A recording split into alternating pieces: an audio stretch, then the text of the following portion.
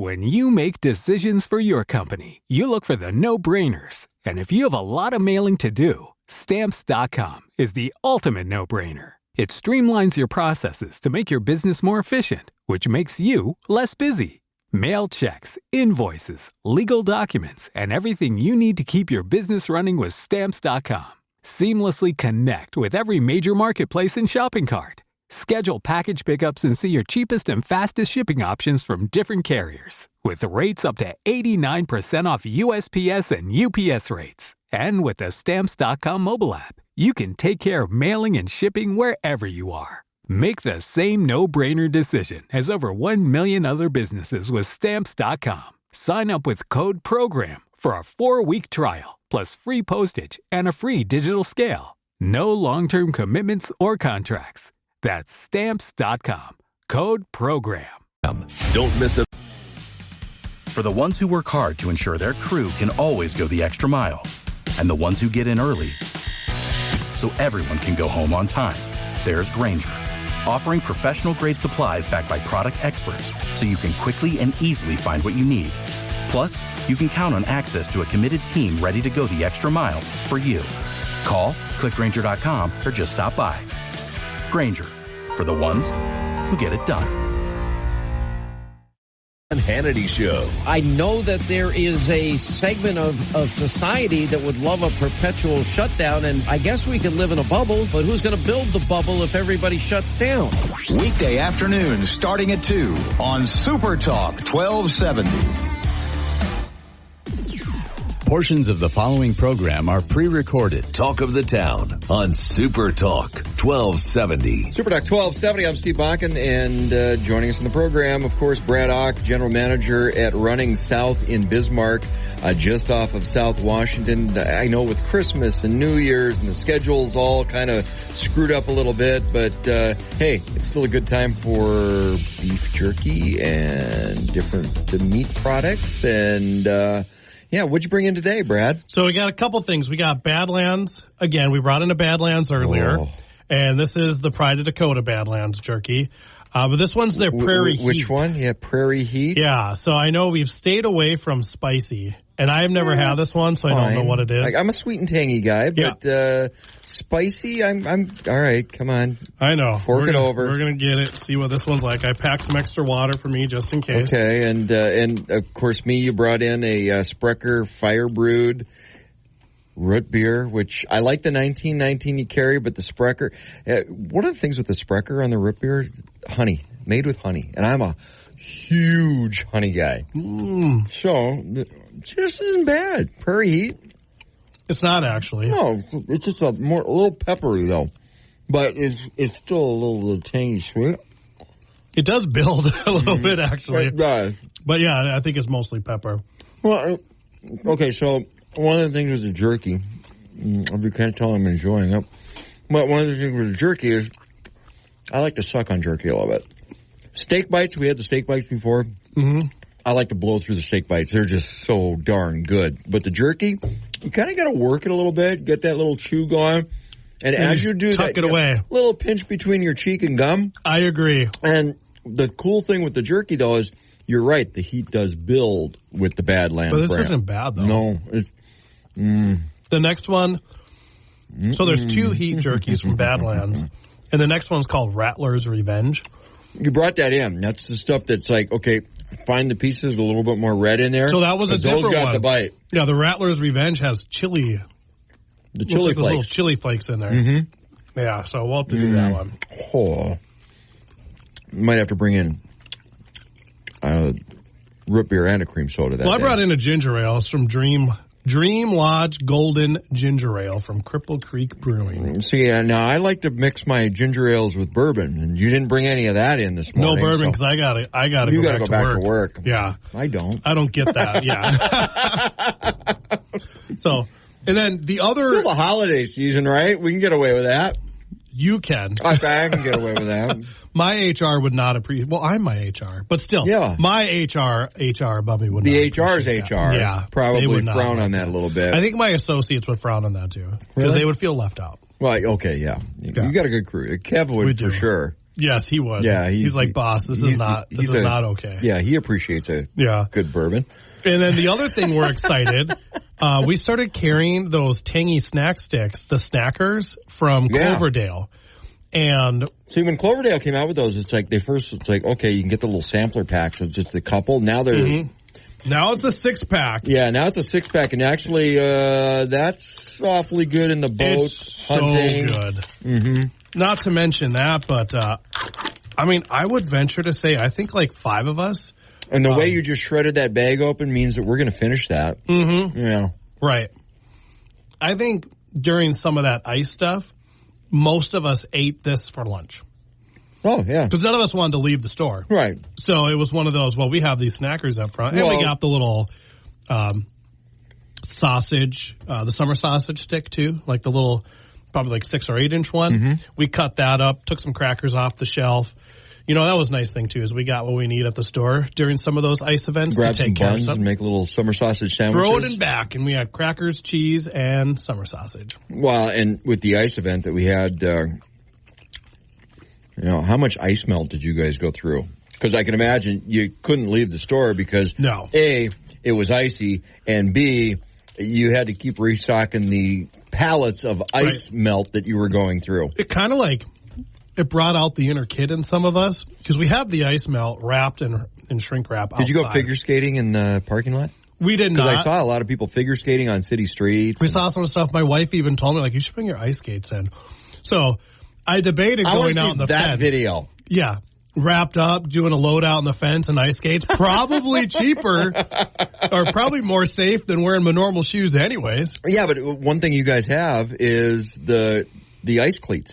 Yep. The little stretch over the boot with the little ice spikes and the cleats. You got a couple different brands of that. Yeah, so the ice, that made us, we bought all this PPE stuff, right? Safety, top of mind everywhere right now. Safety in the last 2 years has really caught on what increases worker safety. So these tangy Snackers. Good. Oh, Cloverdale. So we got winter gloves and high-vis stuff and all these things we're buying for PPE for our warehouse and loadout guys. And it wasn't until the ice, the day after Christmas, we're like, you know what we don't have? We don't have ice cleats for those guys back there. Well, you got to get them some. You got them in the store. So we did, yeah. So we used some. We got all sorts of ice cleats in back for the guys now. So they're using those. And it was big. Ice melt and ice cleats. I think we did 7 or 8 pallets of ice melt. Now, I go through a couple different types of ice cleats, and so does Wendy, my wife. Because we walk our dogs all the time, which, by the way, trying to walk the dogs in the ice was... Okay, dogs come with 4-wheel drive. It didn't work. It's well, we got the puppies and trying to watch the puppies. Try to stand up just their to go poor little legs. Yeah, it just didn't work well. But so when I'm snow blowing, I've got one set of like the little coils that like the yak tracks. That's what our guys in the warehouse like. Now, if you're just walking around on regular sidewalks, because like patchy ice, I'm not a big fan of those. But if you're just hardcore, what we've had this past week with the ice event, those things just phenomenal. And then you've got the little spike ones too, which if you're walking on patchy ice, because if you're navigating on dry cement and icy cement and this body stuff, I love those. So actually, I've got one pair of all right, these are my hardcore. I'm snow blowing boots, and I've got those with the coils on those, and then I've got the ones where I got to walk the dogs, and it's a little icy out, and I got the little spikes. So Wendy has those on her dog walking shoes. I busted out the yak tracks and the hardcore. I'm snow blowing boots for the ice because that was the only way I could walk around on the ice, and I felt bad, but I'm like, how can I fit these on the dogs? I tried to figure it out. There was no way. No ice cleats for dogs. But then they have the next step up. They got the ones now that probably have, I'd say about 1.25 inches, 1.5 inches. And the metal cleat. The metal cleat that's actually going to dig in. I mean, it's definitely like ice fishing. Well, those probably are for like out. mountain climbing guys. Right? You're going out ice fishing and you want something that's just going to dig in and go. Or if you're climbing any of the icy mountains that we have here in North Dakota, then those are good for those. You know, we just had a conference call this week, too, about some ice melt. Those are hard to find, by the way. The good ones with the heart. You don't find those everywhere. Runnings has them. And we have... And they don't fool around. Those are the Mac Daddy of the snow cleats, the ice cleats. Right, and we just started looking at, we just initiated this past week some markdowns in ice fishing. There's not a lot of ice out there, right? No. The competition's marking down. The buyer went out. We had a conference call this week. He's like, hey, look, people are taking markdowns. Hey, if you want to go ice fishing in my driveway, you perfectly could after this past week. Right. So now we got ice cleats, ice fishing, ice melt. It's kind of going to be, we got it all. You know what I actually could have used, because I know a couple people that have these. So, and I didn't go to Runnings and look, but the military grade flamethrowers, which really melt your driveway quick. But in lieu of that, the propane torch. The torch kit. We got those. You got the torch kit. Weed burning. Yeah. Okay, Yeah. Weed burning grade. Also really good for de-icing a driveway or a sidewalk in a hurry. We wouldn't condone it, but it would probably work. I have friends that have done that and used that. Runnings has those torch kits. We do. We have the torch kits for weed burning, and we also have ice removal. We also have the flamethrower one too. You got the flamethrower? We got one of those left in the store. We got a couple Really? of them. We sell one every now and then, also for weed control, just a little bit more fun to use. Also could be used for ice removal. Yeah. Or weed control, whatever you... So you just got to get creative. And you know what? You can get creative at Runnings. There's a lot of cool stuff at Runnings you can get creative with. We love to listen to creative ideas. Well, and you'll actually help brainstorm, right? Absolutely. We don't condone or encourage. If something might be a little used in a different capacity than what it was designed for. We love to hear the stories. But there's options. All. I'm going to leave it at that. There's options. Stop by Runnings, South Bismarck, right off of South Washington. What is it? 700 South Washington? 701. 701 South Washington. The other side of the street, but 701 South Washington, Braddock. We're going to get to the flyer because, with the New Year's flyer, a lot of really cool stuff in there. Some winter stuff, a lot of stuff in the clothing side of stuff. One of the things I ran into this week was having to plug my vehicle in, because I wanted the windows because I got it kind of wired up. Yeah. Extension cords. We'll talk about that. Some cool stuff, in the flyer, coming up for the new year. This is Talk of the Town on Super Talk 1270. Super Talk. Without the ones like you who work tirelessly to keep things running, everything would suddenly stop. Hospitals, factories, schools, and power plants, they all depend on you. No matter the weather, emergency, or time of day, you're the ones who get it done. At Grainger, we're here for you with professional-grade industrial supplies. Count on real-time product availability and fast delivery. Call, clickgrainger.com, or just stop by. Grainger, for the ones who get it done. Talk of the Town on Super Talk 1270. Super Talk 1270, you're tuned to Talk of the Town. I'm Steve Bakken, along with Brad Ock, General Manager at Runnings South in Bismarck, 701 South Washington. Some great sales going on.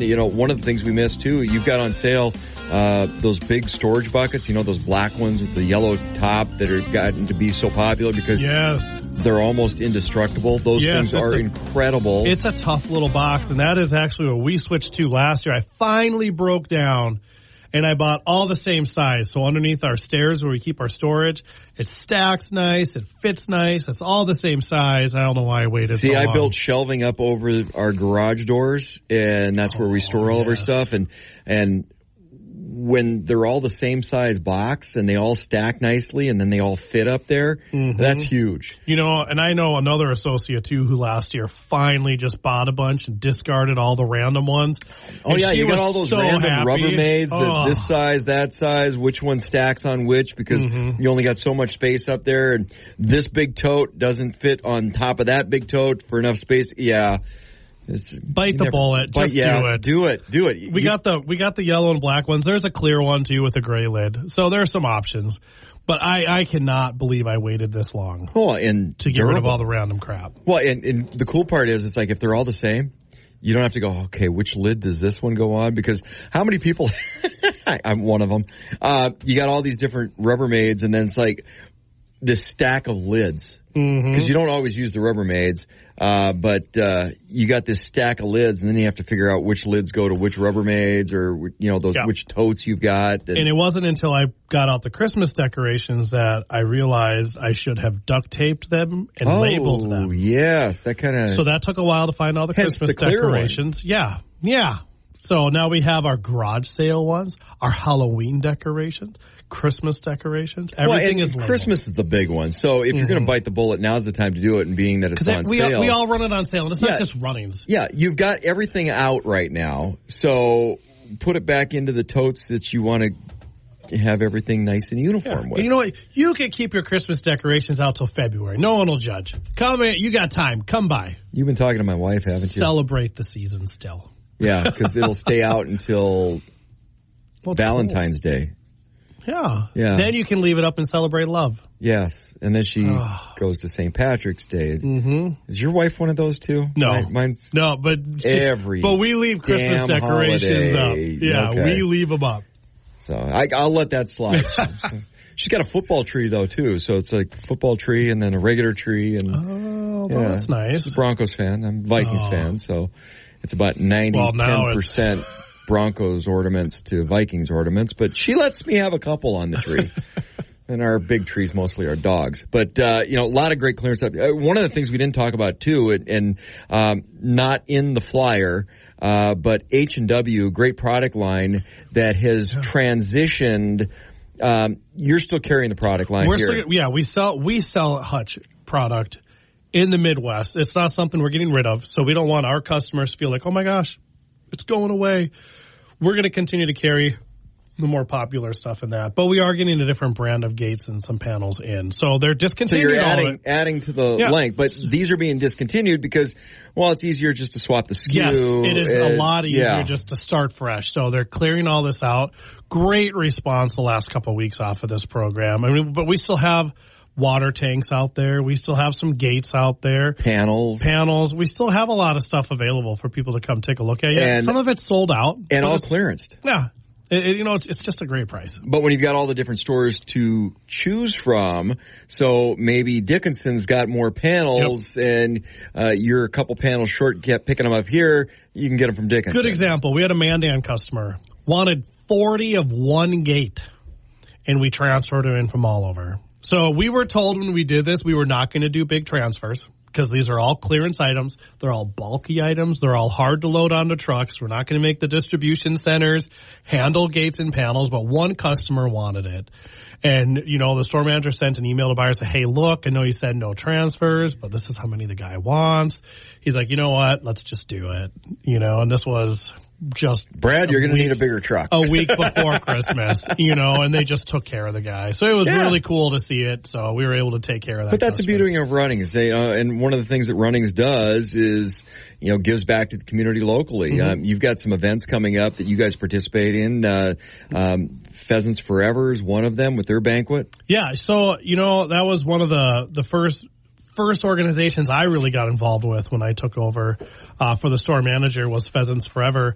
And I've really enjoyed going to that banquet each year and meeting people. In fact, it expanded from Pheasants Forever to not food plot. It expanded into the pollinator plot we have behind our store. Oh, yeah. So we have this huge pollinator plot. I just thought your lawnmower broke. Yeah. That is what it looked like.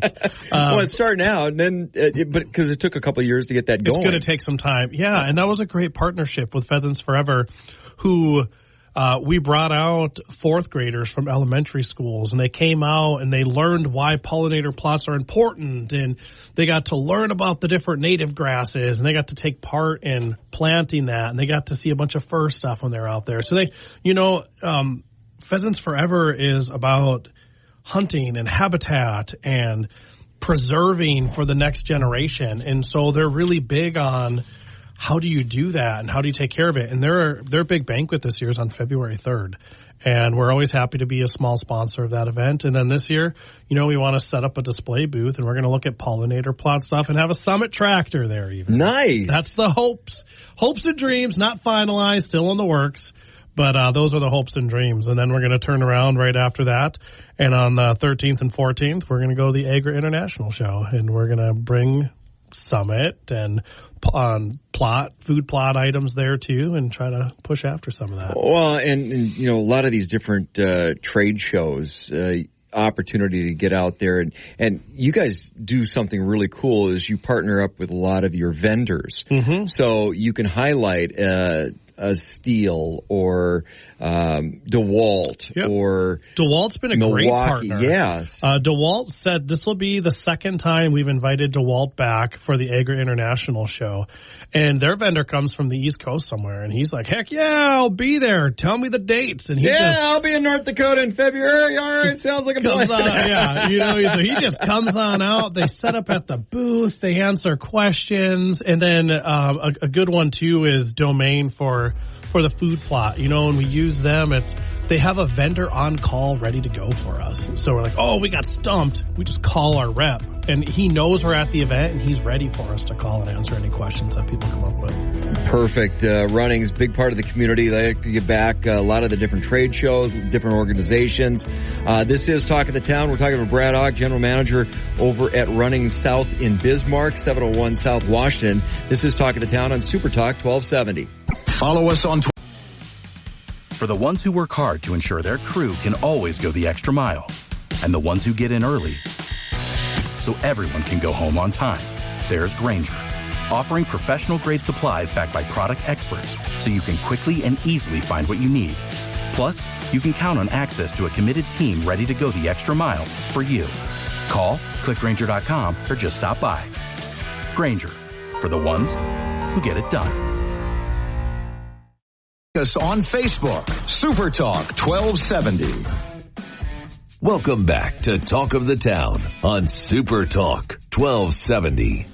Good morning. You're tuned to Talk of the Town on Super Talk 1270. I'm Steve Bakken, and a little event coming up here, right around the corner. It's I know we're not to Christmas yet. We're not to New Year's, but we have to start talking about things in January, things in the new year. And one of the things that's coming up, Winter White Party. And joining us in the studio, it's a big fundraiser for Tracy Sanctuary House. Kelsey Zotnick and Deidre Hillman joining us. Good morning. Good morning. Good morning. So I want to start a little back because Tracy Sanctuary House started out and does some wonderful things. And for those that may not know, I want to give a little background on what Tracy Sanctuary House does. Yeah. So Tracy Sanctuary House is located at 908 North 8th Street, right north of Bismarck High School, so within walking distance of the hospitals and the cancer center.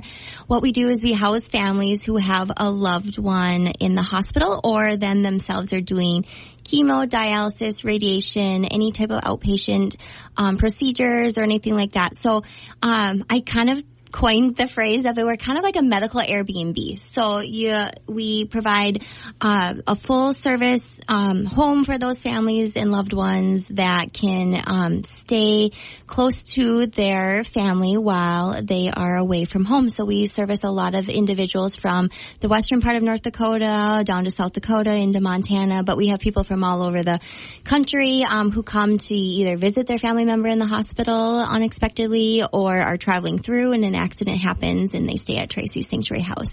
One of the things that we talk about this all the time is Bismarck's a regional medical hub. So we have a far reach with our medical services in western North Dakota, South Dakota, Montana as well.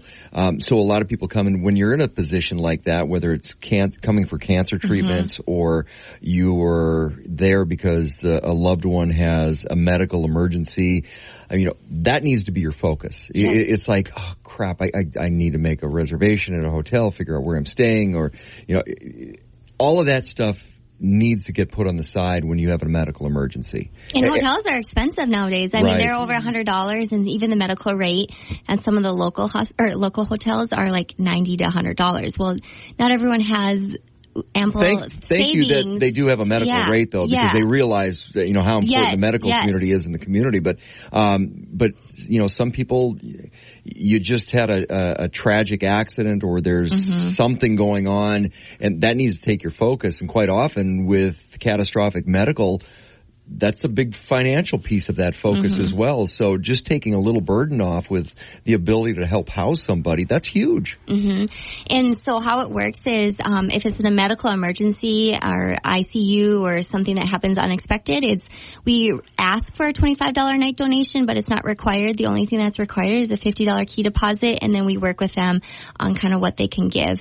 If it's a pre-planned day before a surgery, we started charging now $40 a night just to help with cleaning costs and overhead costs and things like that, because we do have to sanitize it and do all those cleaning things. So it's there to kind of help alleviate those financial needs, but also we provide a full service kitchen, everything is provided to them. So really, if you jump in the ambulance and you don't bring your wallet, you don't bring, a toothbrush, we have that there for you. So, that is what the intent was, is to provide, home away from home to your loved ones. So. How's the relationship work with, healthcare providers, or because it's more than just word of mouth? So what does that look like so that people go, hey, you're sitting in the emergency room, and are the hospitals the ones that go, hey, there's a place for you? That is our hope. So I do work directly with the social workers and case managers at all the hospitals here, and Bismarck and Mandan as well. And what they'll do is we do have a formal referral process that we direct them to fill that out for us. A medical professional can fill that out for us. But people can call us. So we do a lot of grassroots efforts. So we get a lot of people from Bowman or some of the smaller towns that just know word of mouth and communities.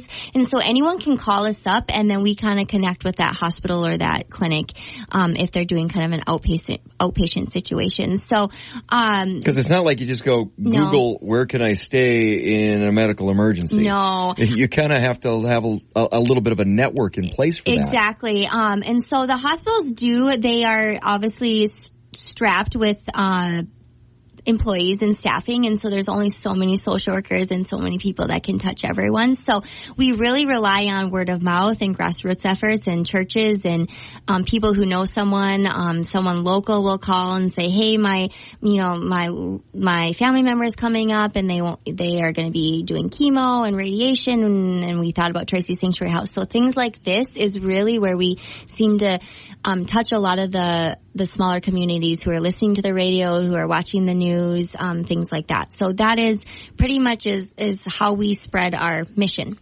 So getting that word out, there's a lot of different avenues for that. Yeah. Whether it's the word of mouth, being on the radio right now, online presence. Social media has been huge. Yeah. So Facebook, we do have a huge Facebook following. Okay, I'm going to put this in the positive column. Yeah. It's usually a pretty short when it comes to social media, but I'll put that in the positive column. It has helped us because people do find us that way. They're using social media as a Google as well. Like they're, looking for housing, and we do show up a lot of times in the nonprofit sections, and so that's where we're most active. You can see the volunteers that we're doing, the donations we're receiving, the events we're having, all on our Facebook page, and so we're pretty active that way, as well as like seeing photos of the homes, because people don't really know what to expect until they see our website or come to the home, and they're like, oh, I've been in the hospital for 2 weeks, I wish I would have been here for 2 weeks, but sometimes they just aren't aware. And the hospital can't touch everyone, and there's tons of traveling nurses and tons of locums and things like that don't know everything in our community. So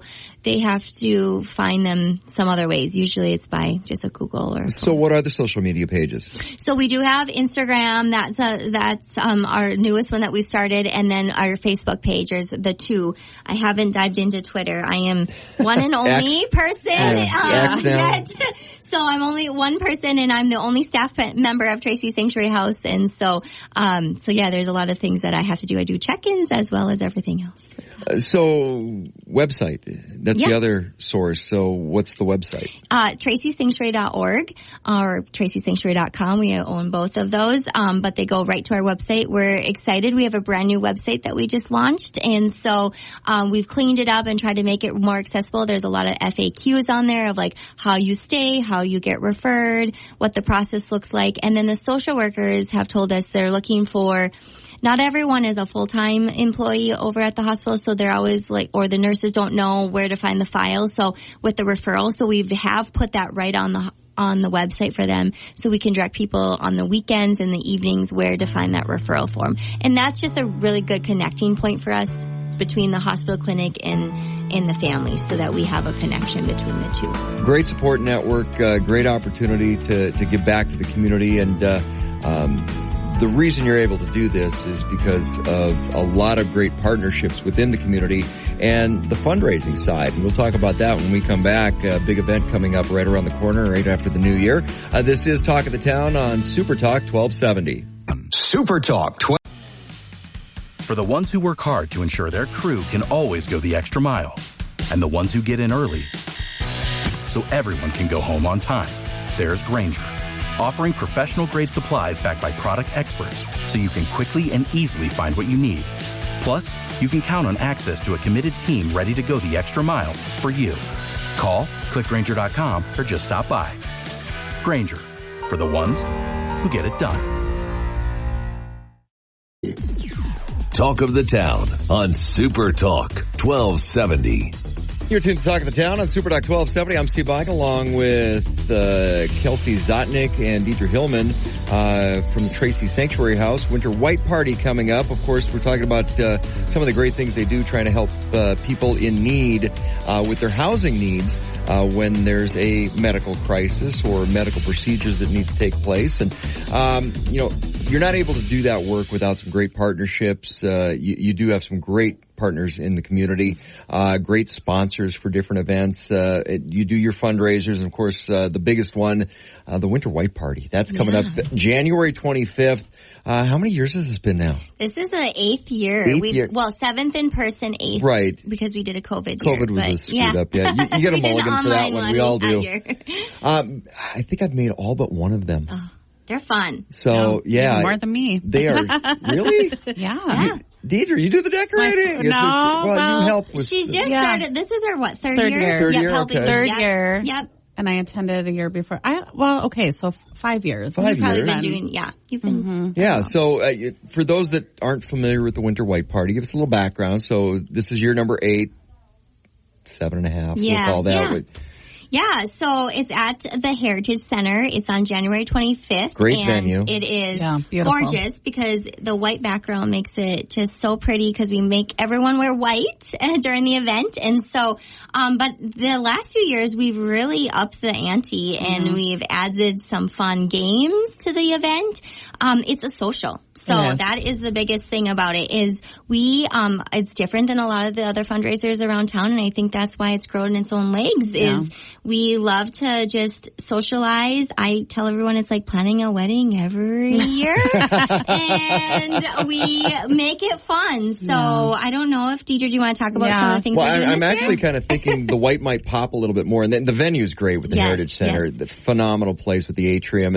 And, but the white might pop a little bit more if we still don't have any snow, which I might be okay with. So, well, do we dare tell them? Historically, it's the coldest day of the year. Historically, it usually is the coldest day. For some reason, it always falls on the coldest week of January. Yeah, but you're right about one thing too, because you think about Capital City Christmas, New Year's Eve Gala, which I'm involved with, and that's a gala. That's a whole night. You do have a social. Yeah. It's a social. It's you're in, you're out, you have all this fun packed into a short period of time, but it's a social gathering. Yeah. That's what well, Kelsey brought me on 3 years ago. You heard her say earlier, she's a party of one, to plan an event with 200 to 300 people. She hired me to be that extension of her. And that was one of the things that was important to me is how do we get people in the door at 6 and how do we make sure they're there until 8:30, but also how do they open their giving hearts while they're there, and it's a fundraiser after all. So we've converted it from just a social and networking to a complete experience. You can come and sit packed into a very short period of time. You can sit at your table and visit and connect. I mean, we have one company that sponsors, and this is their Christmas party. She brings her whole team, and that's how they celebrate together that night. But you want to check out the food. Yes. You want to check out the specialty cocktail that we have as well. We have beer and wine, of course. And then the food itself is an experience. We've got just a huge charcuterie table this year, coming from Thomas and Moriarty's. Okay. A fancy meat and cheese tray. Yeah. Somebody made up that word just to try to sell that word. Well, it works. It's a meat and cheese tray. It works. People seem to love it. Yeah. And then the whole cottage industry off of a made up word. I know. Somebody brilliant, smarter than me anyway, marketing it. Yes. McDuck pile of money now. Yeah. All right, yeah. But the games that Kelsey was talking about, there's 50-50 raffle, which is pretty traditional, but every year we bring different elements into it. And we don't often share that in advance, but what some of the feedback we've gotten now, especially with me being on third year, people want to know what all they can do while they're there. Well, we have a diamond dig this year, their famous diamond giveaway, which is diamond earrings sponsored by Riddles, and we've got another sponsor. Yeah, they are gorgeous. 1.5 or 1.75 carat total diamond earrings this year that were given away. So they're gorgeous this year, and Riddles has done a good job of helping us out the last few years. And so you'll purchase a raffle ticket, a limited number of raffle tickets, and then people will dig for the winning diamond. So that's a fun experience. We are also doing a horse betting game this year, and we'll have a grand prize. So whoever wins the horse betting game, they'll put their name in for another grand prize. So that's another way to fundraise. And then we're bringing back this year, it was so popular last year, the cornhole tournament. Oh, yeah. So, that was a blast. Yeah. So and then the silent auction. I did not The silent auction does really well. And the silent auction is nice because we've put it online the last 2 years, and that has helped. So people who are not at the event can go on the silent auction and actually that's the nice thing with silent auctions now, because, again, I'll put this in the positive column. There's not many, but one of the things that came out of COVID was the ability to put auctions online, silent auctions, and they do phenomenally. And there's a lot of people that maybe you can't attend an event, but you still want to donate to your favorite charity.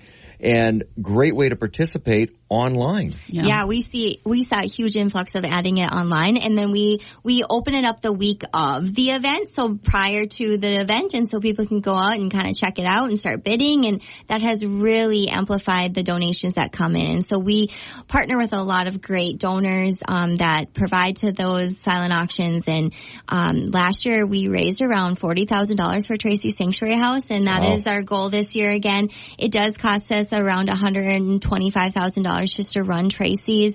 That's, operations on top of just the mortgage and the utilities. And so this is our big fundraiser. That's the biggest dollars we raise for the year. And so we're pretty excited that we sell out the last 2 years. We've sold out 2 weeks in advance last year. So we're going to sell out this year. We're about half the tickets are already accounted for. And so you can buy your tickets on Eventbrite, and you can buy a puzzle piece. That is something we added last year that has really been cool.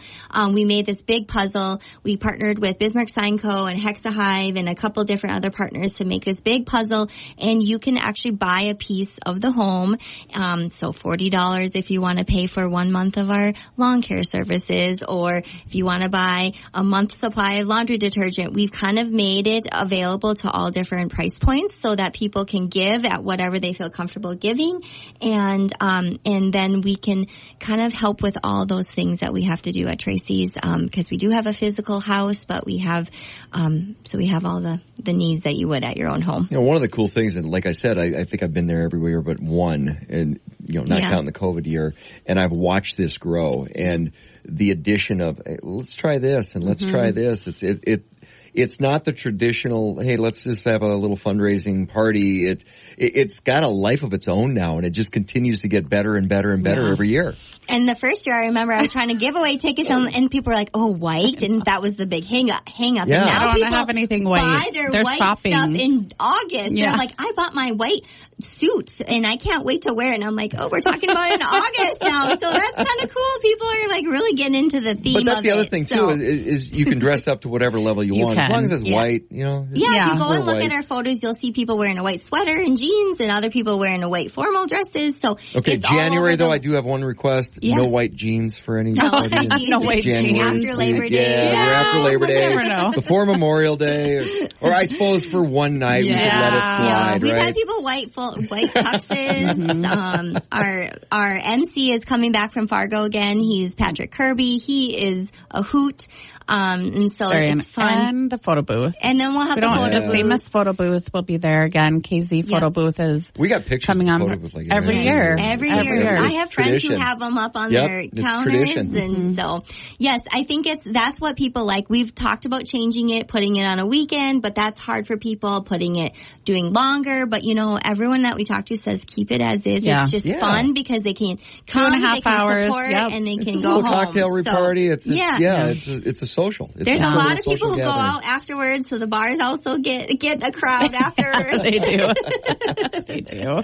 But I do love that part, is working with Kelsey as my client. She's willing to take risks. So every year we do add some different elements, and it brings that surprise and builds that experience, and it's, you know, gets people in the door for the fundraiser. I just want people to have fun, because that's really all it's about. And obviously we want to raise money for Tracy's, but the goal is to have fun and have an event that people want to come to. And in turn, it has worked for us, and we've been able to kind of raise that bar every year. So.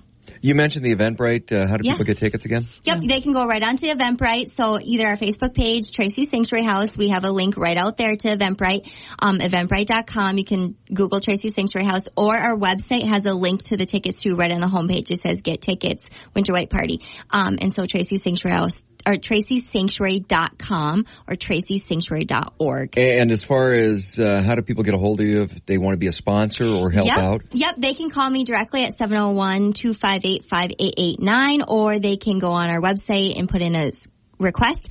Actually, on the ticket link on the website, there is a sponsorship form on there, so they can see what the sponsors are. We're still accepting sponsors. We're still accepting silent auction items up until, you know, a couple weeks into January. So we are definitely on the road to make it a fun event. But again, this sells out every year, so don't wait. Get your tickets now. Tickets are $75, and then they will increase as it gets closer, because we do sell out. So. When's the next increase on the ticket price? I think it's the week before the event. Yeah. Okay. So don't wait. Yeah, don't wait. Yeah, because I think they'll sell out before that. Last year it was 2 weeks before the event. We got to release a few extras that came in, but yeah, we have, you know, our max is about $250. So yeah. And just to give Deidre a little bit of love, because she does such a great job with this, with the organizing and the. So you actually have a business that you do this. So. Not to steal from you, but if somebody wants to get a hold of you for planning their Christmas party or their event or anything. Any corporate event. No weddings. No weddings, Steve. I joke. I didn't even plan my own. I keep trying to push it that 10 years. No, I know. There's some phenomenal wedding planners out there that I collaborate with. But a lot of corporate events. Fundraisers. How do people get a hold of you? You can check out my website. It's the 13th Hat is the name of the company. So 13thhat.com. I also have a Facebook page. And then you can call me at 701-400-2598. Also, you know, accessible on Facebook, whatever you need, whatever your corporate planning events need. Or they can just track you down at the White Party. At the Winter White Party. I'll be there. There you go. I don't miss it. Not allowed to. Kelsey, website one more time. Yep. Tracy'sSanctuary.com. Perfect. Thanks for coming in this morning. Yeah, thank you for having us. Great event. You guys have a good Christmas. Happy New Year. And we'll see you January 25th. Thank you. Sounds good. Thank you. All right. This is Talk of the Town on Super Talk 1270. Sunday. Let's finish it off. Broncos, Raiders, the season finale. That is Lil Jordan Humphrey spins away, breaks a tackle, breaks another tackle. Here we go, 20, 15, 10, 5, to the goal line. Touchdown, Denver. 54 yards. On the KOA Broncos Radio Network. Super Talk 1270 is your ticket for the action this season. The Denver Broncos play here. Super Talk 1270. Talk of the Town, weekday morning starting at 9 on Super Talk 1270 and the free Super Talk 1270 mobile app.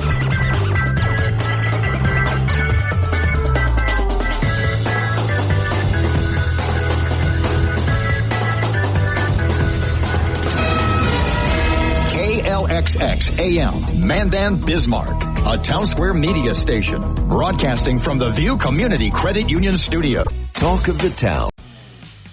For the ones who work hard to ensure their crew can always go the extra mile, and the ones who get in early so everyone can go home on time, there's Grainger, offering professional-grade supplies backed by product experts so you can quickly and easily find what you need.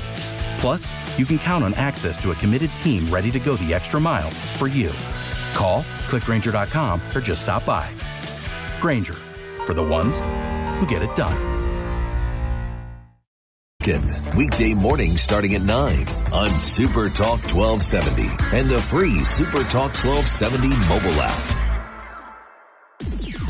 Portions of the following program are pre-recorded. Welcome back to Talk of the Town on Super Talk 1270.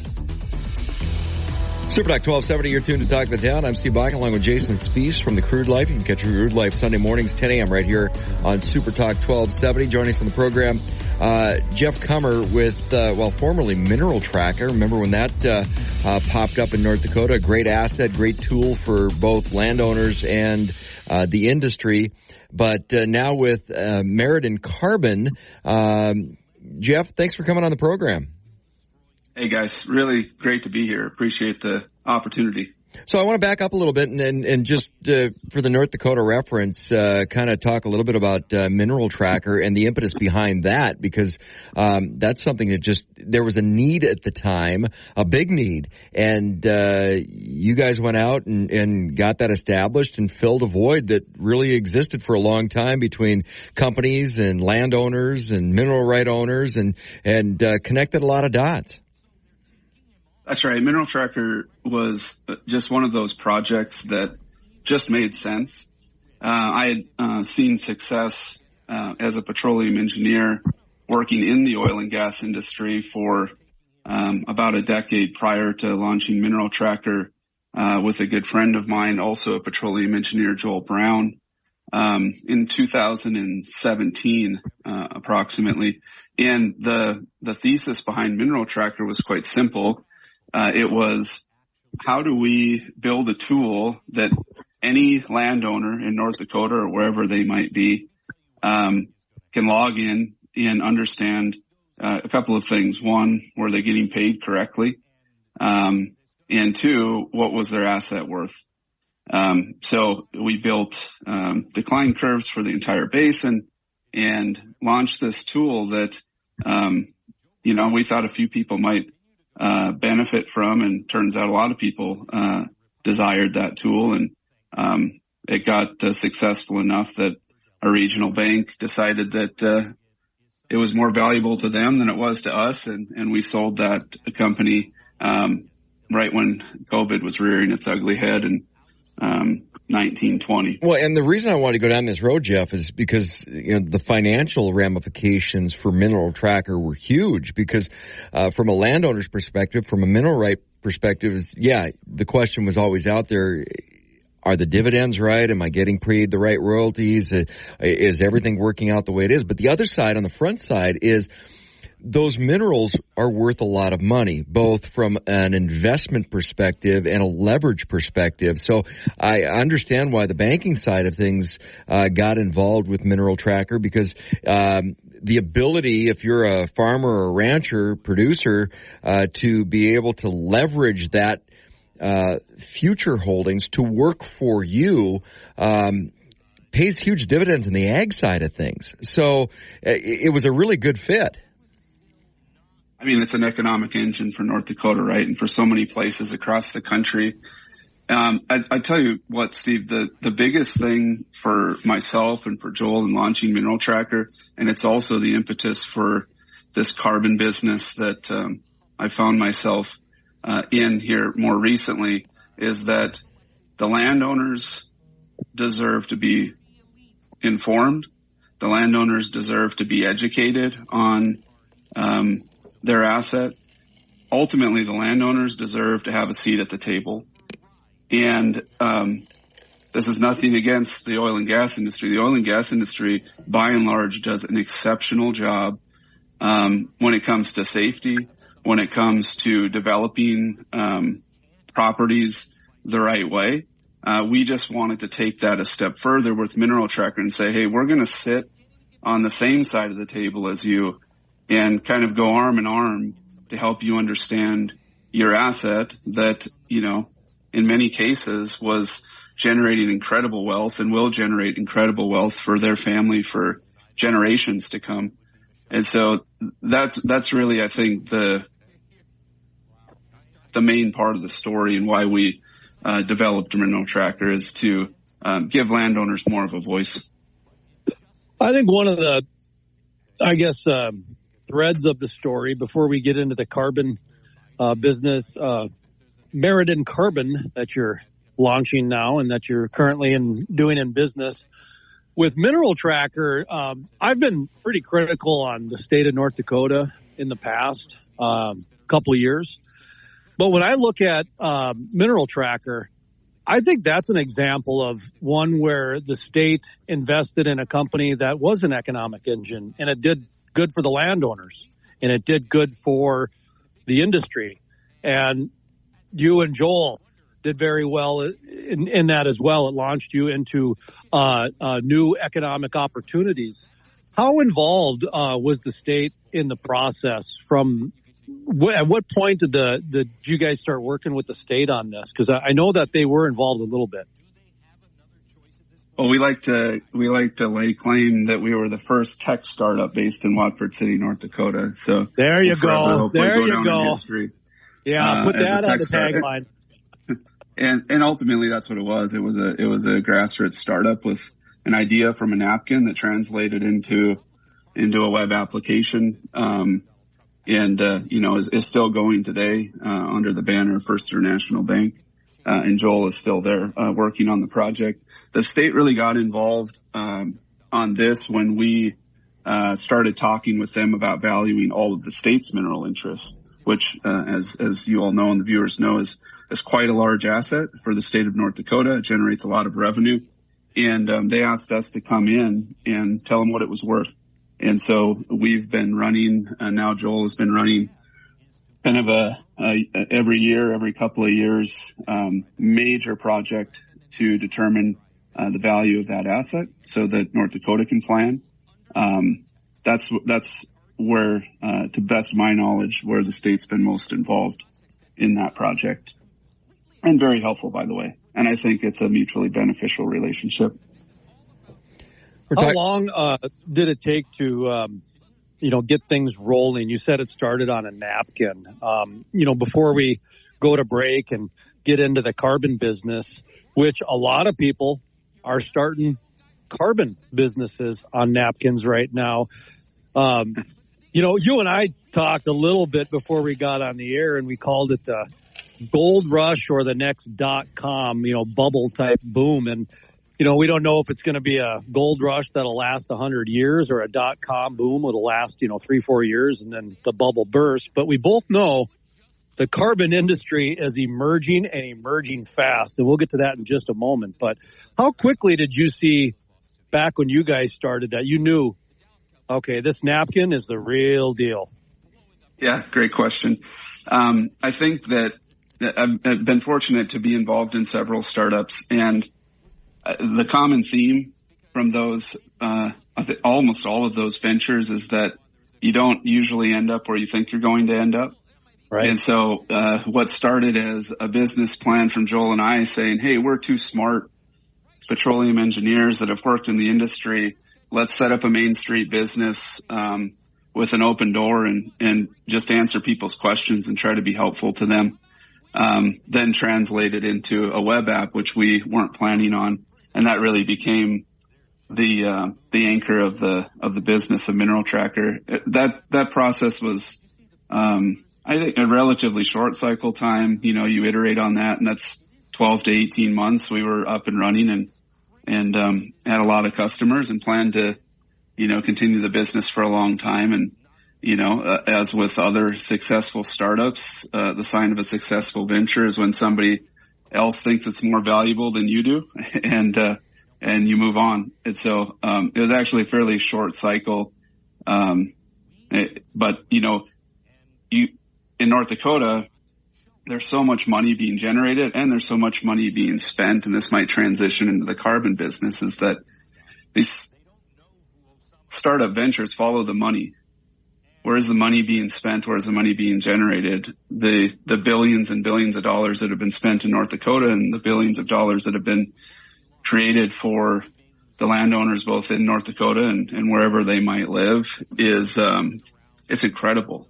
And I think that when we look back 10 years from now on where we're at today in this carbon business, I think we're going to see that we kind of haven't seen anything yet. There's a lot of money going into this space. And it's going to be exciting to see how it all evolves. But, you know, as an entrepreneur, you're just trying to provide solutions in an area that folks are putting a lot of money and a lot of investment into it. And that's super exciting. We're talking with Jeff Kummer, formerly a mineral tracker, and now with Mandan Carbon. We'll get into the carbon side when we come back. I'm Steve Bakken along with Jason Spies from the Crude Life. You can catch Crude Life Sunday mornings, 10 a.m. right here on Super Talk 1270. Super Talk. For the ones who work hard to ensure their crew can always go the extra mile, and the ones who get in early so everyone can go home on time, there's Grainger, offering professional-grade supplies backed by product experts so you can quickly and easily find what you need. Plus, you can count on access to a committed team ready to go the extra mile for you. Call, click Grainger.com, or just stop by. Grainger, for the ones who get it done. Talk of the Town on Super Talk 1270. Super Talk 1270. I'm Steve Bakken along with Jason Spies from the Crude Life. You can catch Crude Life Sunday mornings, 10 a.m. right here on Super Talk 1270. And we're talking with Jeff Kummer, Mandan Carbon. And Jeff, let's talk a little bit about the carbon side of things. You know, you've been involved with many startups, getting things off the ground. Explain to listeners the role that Mandan Carbon has taken with everything that's going on in the carbon world. You're hearing carbon, big onus put on carbon right now. Where does Mandan fit into that footprint? Sure. The thesis for Mandan Carbon is very simple, is that the world is short carbon storage. If the world wants to reduce the amount of carbon dioxide, so the first thing to know for your listeners is that when you hear carbon, that means carbon dioxide. Okay, CO2, that thing that all plants live off of, that thing that we exhale, that thing that is produced when fossil fuels are combusted. Carbon dioxide. So when you hear carbon, it means carbon dioxide. And our thesis with Mandan Carbon is that the world is short carbon storage. What does that mean? That means that in order to reduce the amount of carbon dioxide in the atmosphere, which has gone up in the last few hundred years, the amount of carbon dioxide in the atmosphere has gone up. That's true. If you want to reduce that amount and therefore reduce the effects of the greenhouse gas effect that contributing to global warming, and I'm not here to debate that, if you want to reduce the amount of carbon dioxide in the atmosphere, you have to put it somewhere. You can't burn it. You can't, put it in a box and ship it offshore. You can't shoot it into outer space. You have to put it somewhere. The only place to safely, permanently store carbon dioxide is deep underground in rocks, in rock formations. And our thesis is that the world is short carbon storage. And that comes from the fact that the size of the perceived problem of carbon dioxide emissions is measured in the tens of billions of tons of CO2 per year, tens of billions of tons going into the atmosphere from the burning of fossil fuels, whether it's your car, power plants, what have you, that is contributing to global warming, as some experts say. And if you want to not only reduce that, which means you're starting to capture CO2 from the source of the emission, think coal-fired power plants, think cement plants, anywhere CO2 is coming off of the smokestack, you can capture that. That's a technology that is, somewhat nascent at scale, but it exists.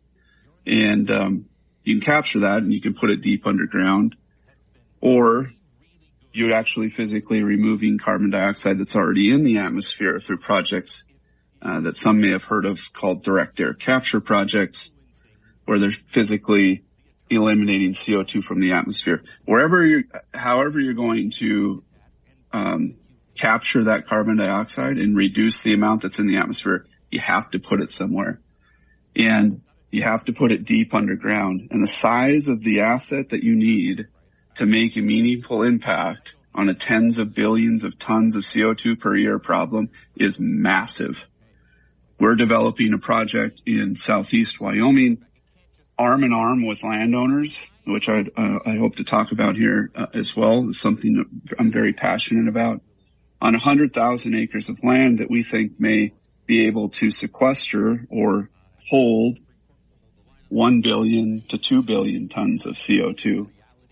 And it may be the largest carbon storage asset onshore in the United States. So you kind of put those numbers together. The size of the problem is 30, 40 billion tons per year. And we have in development perhaps one of the largest storage assets in the country that can do 1 or 2 billion tons per year. Therefore, kind of again, our thesis is that the world is short carbon storage. I'm not sure if you can hear the trains in the background in my remote studio here, but I'm standing next to a empty, I've counted 75 cars, coal cars that are empty. They're going to Wyoming right now to pick up some coal and send it out across the nation here now.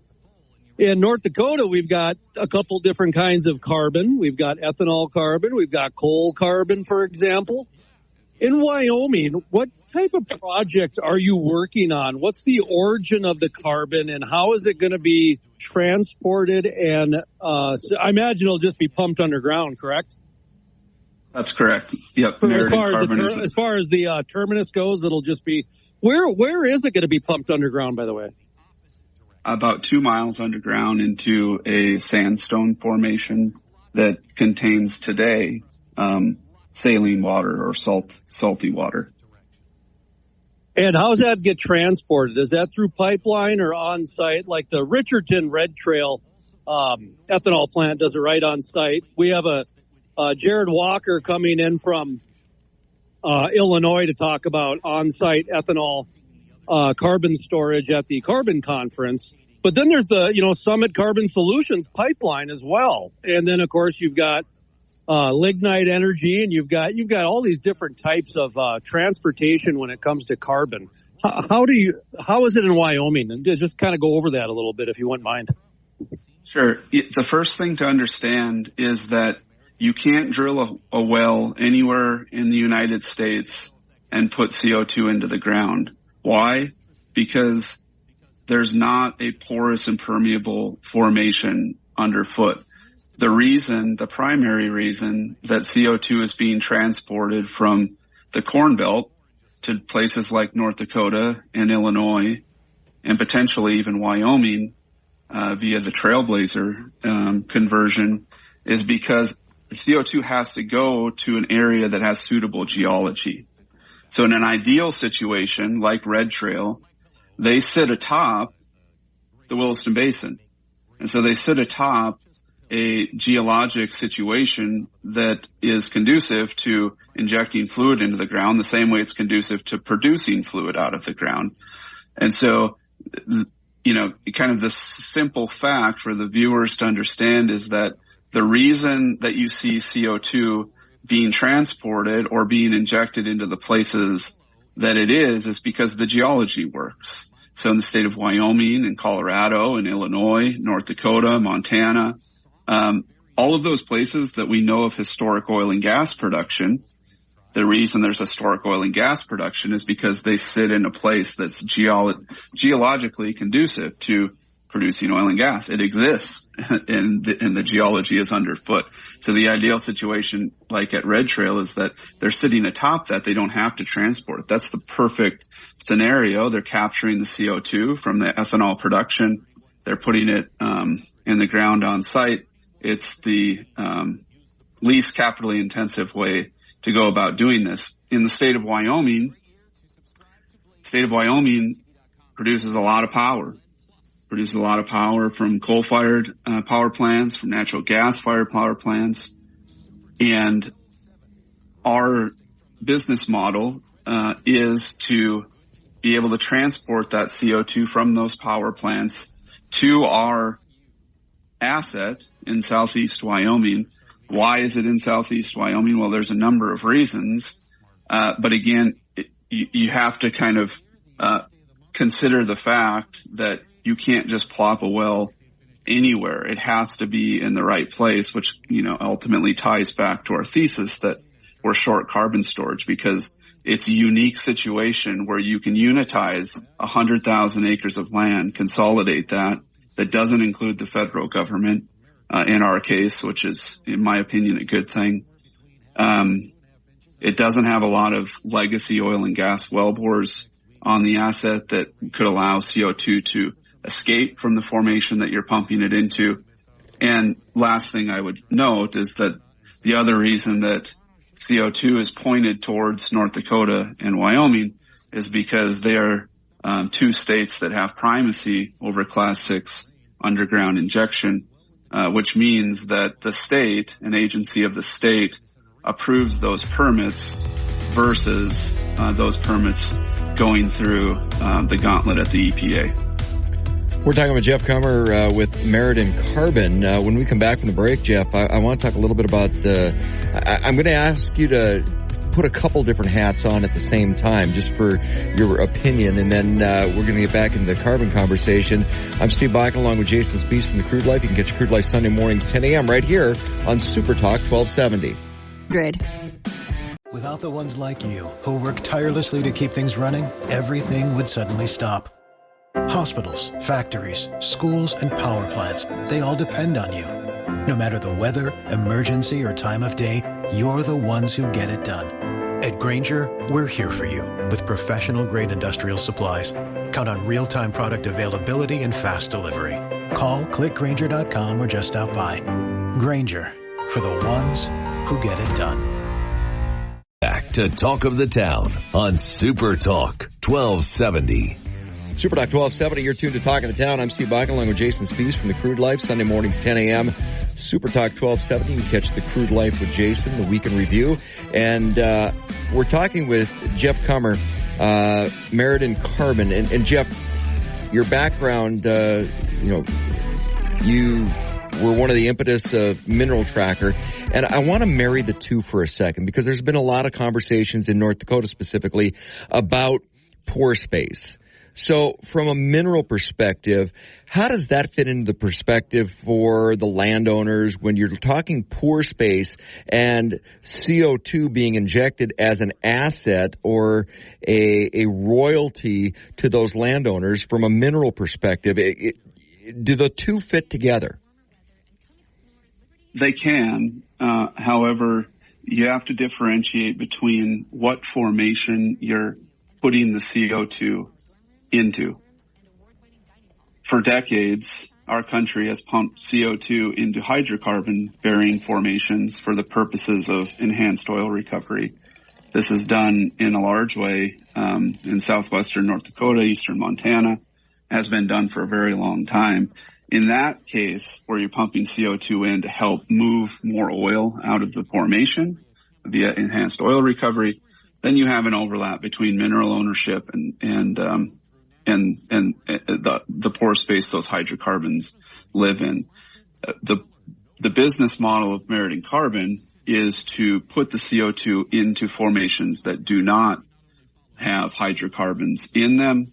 Therefore, the CO2 goes into the ground and it stays there conceptually forever. In that case, that pore space is owned by the surface owner in the state of Wyoming and in the state of North Dakota. This varies by state, but focusing on those two states, the pore space is owned by that surface owner, the person that owns the surface of the land, or the entity that owns the surface of the land. And there is not much for overlap, but naturally we have to think about drilling wells for the exploration of hydrocarbons and how that might impact penetration into a formation that is storing carbon dioxide. So that's getting a bit into the weeds. For places like in and around Bismarck, there isn't much for hydrocarbon production, and so you're dealing with permanent geologic storage via Class 6 injection, and that's an issue with the surface owner. That's who those companies would be dealing with. So when it comes to getting started in the carbon business, how does one get started in the carbon business? Because you kind of have to go through the state, don't you, to get approved? You just can't go and, like you said, you just can't go drill a hole and start pumping it under there. New kind of wildcatting here in the carbon world, you know. Right. How does, give us kind of the 101, because like we said earlier, this is kind of the new emerging market, and there's going to be a little bit of a mad, that old world, mad, or that old movie, Mad World, or whatever it was. And, just give us the 101. For me, I saw it coming. So, we partnered up with the Energy Exposition out of Wyoming, that's been around for 25 years, to do the carbon conference, because I saw the future just like you a couple of years ago, what was happening with this. And it's beyond global warming.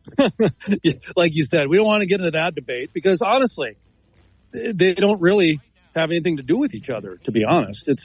It's about being responsible with the environment at the end of the day. So how did you go about getting it started? Did you start with the state? Did you start with the oil companies? Did you start with, an ethanol plant? Just kind of, without getting into your business plan, just a little bit of an overview for those people licking their chops right now. Sure. Yeah, I mean, to be completely honest with you, myself and a couple of others that I've worked with extensively in the oil and gas business kind of stumbled into this opportunity. We've worked assets in Wyoming for the past decade, which means that we've leased and drilled wells up there and ultimately sold those projects to bigger oil companies. One of those projects was in southeast Wyoming, and we're a small company at that time.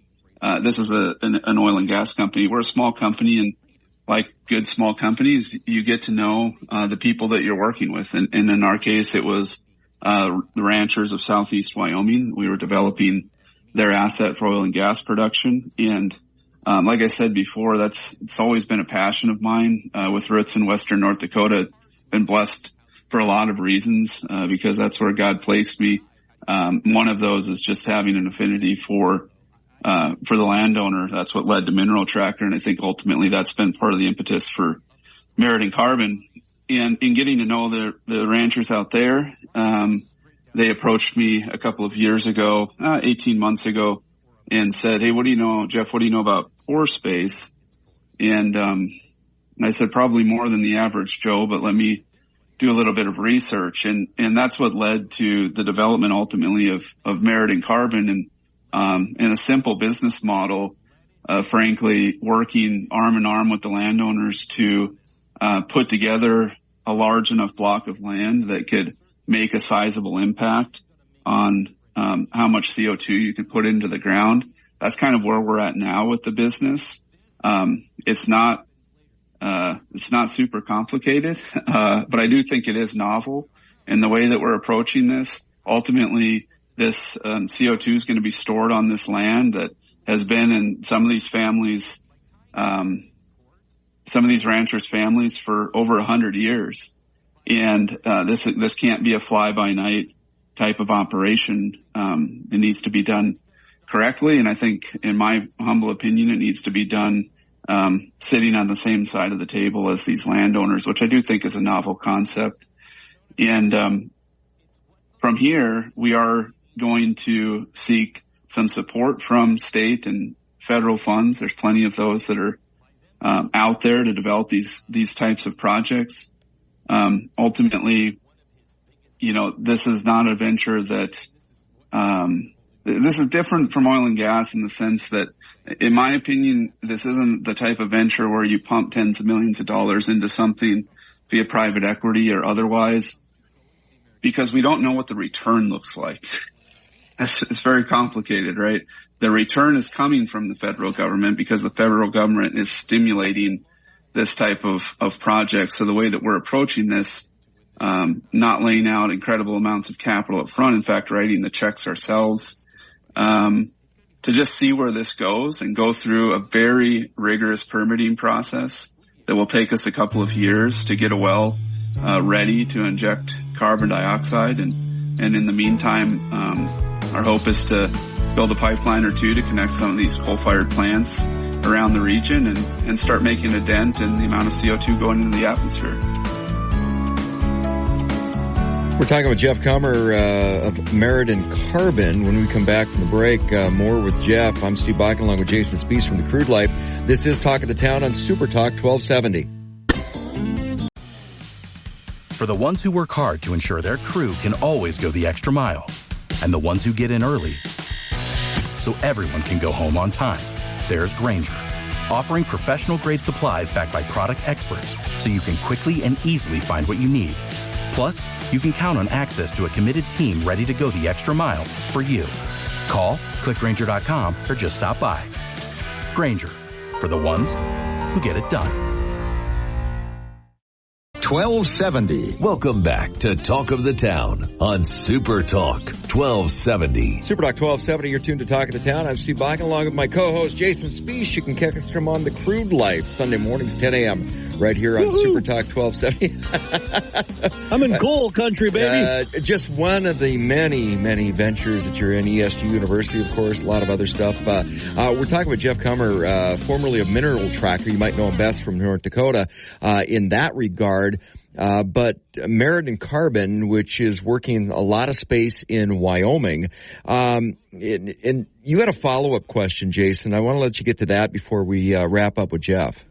I did because, one of the things when we're doing the Carbon Conference and the Energy Expo, it was in Wyoming for like 25 years and was open to the public and that kind of thing. And so when I'm hearing about, the federal dollars and the state dollars and the, taxes that are going into the carbon industry, as Jeff said earlier, the government is stimulating this.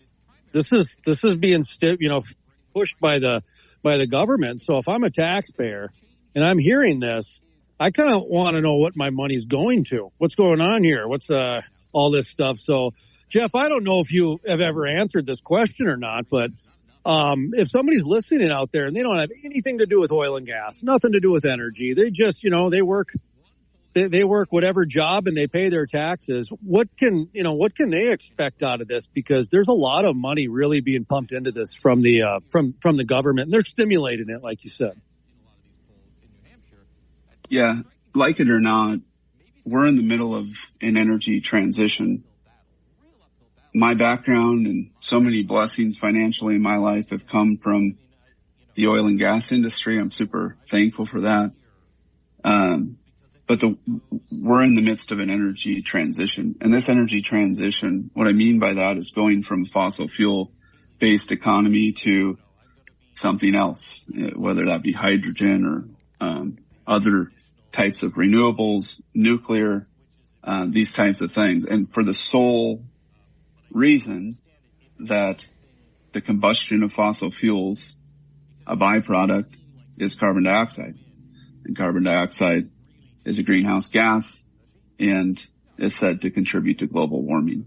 This transition is going to take decades, and it needs to take decades because, as you mentioned, those rail cars headed back to Wyoming to load up with coal, they need to keep doing that for quite a long time, maybe for the rest of our, careers, our lives, because it's a quality of life thing. Fossil fuel energy production needs to be a part of the equation. It's a major part of the equation today. It will continue to be a major part of the equation for years and probably decades into the future. But you have to understand that, again, like it or not, we're in the middle of a transition your kids, grandkids, or grandkids will, think back to the oil and gas go-go days as something that, is history. Oh, that's already being planted, Jeff. Have you seen the new Jim Gaffigan special? No, I haven't. Part of his thing is where he's like going, yeah, our grandkids are going to look up to us and say, did you believe in global warming? How come you didn't do anything about it? He's already trolling us by our grandkids. I mean, so it's... So the global powers to be have kind of, this is a foregone conclusion, right? This is the way that they're headed. And the way to get us there, again, I'm not here to debate whether that's right or wrong. I'm just telling you that's what's happening. And as a capitalist and as an entrepreneur, we're placing ourselves in a position that I think is a good one. I think that the world is going to wake up to the fact that what the heck are we going to do with all of this CO2? And it's going to be assets like we're developing with Mandan Carbon. And we hope to develop many more with these arm in arm with landowners across the Great Plains and Rocky Mountains. That's where we're at. So. I think you're going to find new uses for it too, because I've said this for a long time with the coal industry that I think coal needs to be reinvented, meaning that maybe it can be activated and then all of a sudden we can use it to filtrate our water and it solves our fresh water problem. And then all of a sudden coal goes from being demonized to being idolized once again. And I think carbon is going to go down that road too. And so I was against the big crash course, the $17 trillion that whatever is being invested into climate change because the atmosphere is heating up, but I just didn't agree with the crash course and the rush and everything. But now that it's done and it's happening, what point does it do to argue it anymore? Now it's how can we get in front of it and make it responsible and make it environmental so that the bad stewards don't end up taking it over, so that the good stewards can come in and, like you said, the entrepreneurs and some of the people who know how to fix the problems can actually take that money and do some good things with it. That's how I'm looking at the carbon market now, because I was very much against not climate change, but just the mad rush and the timetables that they were putting on this. Because I still believe the sun directs it all, and I'm a crazy man because of it. But I believe sun and land use are your number one and number two drivers of carbon. But anyway, Steve, sorry, I'm just rambling now. I'm getting on my soapbox. I got to get down from my coal cart here. Okay. Don't fall. You hit the nail on the head, though, that you can't swing the pendulum so far the other way that ultimately people die, right? When we shut off the way that energy is produced in this country and globally, you shut that off too fast and it's catastrophic consequences. We need fossil fuels to be in the mix for energy production. But I think we also need smart entrepreneurs, business people, political leaders that are saying, all right, let's do this responsibly. Let's do this the right way. Let's take the long view on this. Mm-hmm. And then we get to where we ultimately need to get to. All energy has a purpose, and we are all energy, and that's really the way that I look at a lot of life, because you and I are energy, coal is energy, carbon is energy, it's all there. And so how we go about it responsibly, how we do it ethically, and how we do it together is really, I see where the future's at. Steve, I know we got a little kumbaya coal on you, but that's okay. I love coal. Hey, Jeff, we're up against a break, but I do have one more question. Who's your customer? Because I know in North Dakota and Iowa and South Dakota, and they're looking at ethanol. When you're in Wyoming, who's your customer? What are you looking at, and how do you get that product to where it needs to be sequestered? The customer for us is primarily the utilities. So those that own the power plants, think Basin Electric, Black Hills, these types of players that, are in the middle of their own, strategic planning for how they're going to make clean coal ultimately.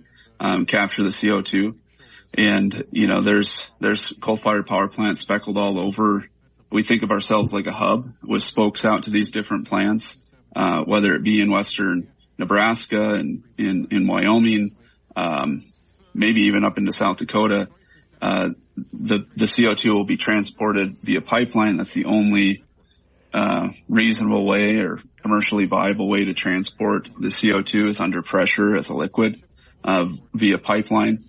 And heck, perhaps we even see some of the CO2 coming from those ethanol plants from the Corn Belt, also Kansas and Iowa and other places that so much planning has been done for transporting that CO2 from ethanol facilities. You know, southeast Wyoming is about as close as the Illinois and North Dakota pass that they're considering now. And keep an eye on a Tallgrass Trailblazer pipeline. This is a natural gas pipeline that runs from Wyoming into Nebraska, southeast Nebraska. That's being converted to transport CO2 back out to Wyoming. That's a Tallgrass project. So there's a lot of things at foot here. Ultimately, that CO2 needs to find the right home in the right geologic setting, in the right state, with the right landowner mix. And I think that's what we have with Meriden Carbon. And we're hoping to be able to multiply this, do this right once, and work with landowners and utilities and others to develop these assets, you know, maybe up and down the Rockies and into the Great Plains. Jeff, if anybody's got any questions or wants to get a hold of Meriden Carbon, how did they do so? Yeah, you can find us on our website, meridencarbon.com, MERIDEN, carbon.com, or even just shoot me an email, jeff@meridencarbon.com. Love to talk to you. Jeff Comer with Meriden Carbon. This has been Talk of the Town on Super Talk 1270. KLXX AM, Mandan, Bismarck, a Town Square media station, broadcasting from the View Community Credit Union Studio. Without the ones like you, who work tirelessly to keep things running, everything would suddenly stop. Hospitals, factories, schools, and power plants, they all depend on you. No matter the weather, emergency, or time of day, you're the ones who get it done. At Grainger, we're here for you with professional-grade industrial supplies. Count on real-time product availability and fast delivery. Call, click Grainger.com, or just stop by. Grainger, for the ones who get it done.